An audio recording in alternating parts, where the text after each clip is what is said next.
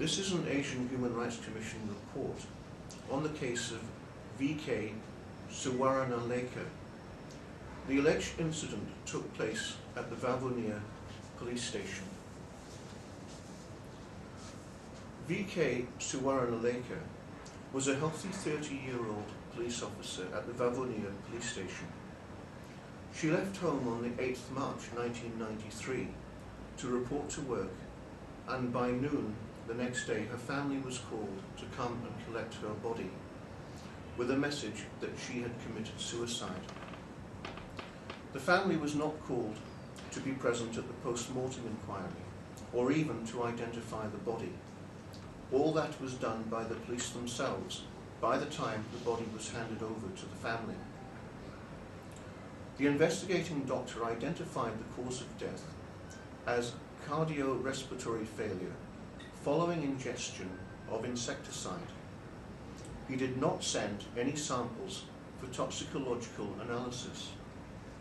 The family was suspicious and went to a nearby magistrate's court to call for the exhumation of the body.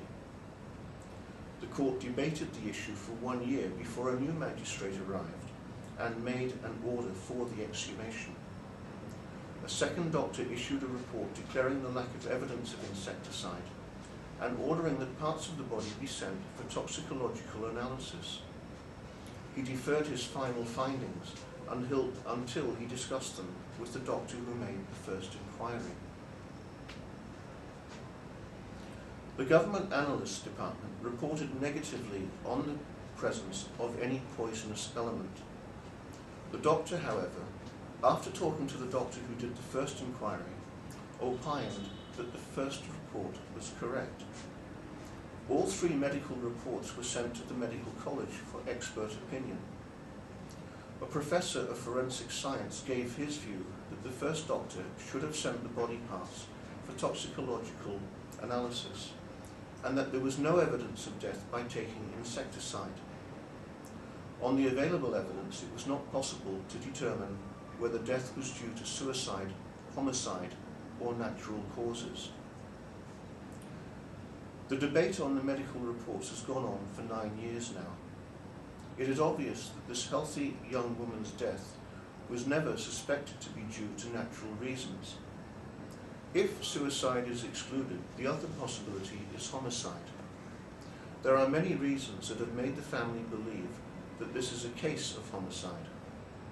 The last thing known about the deceased person's whereabouts was a telephone call from the local police station by the Assistant Superintendent of Police, asking her to come to his office with a divided skirt worn by athletes.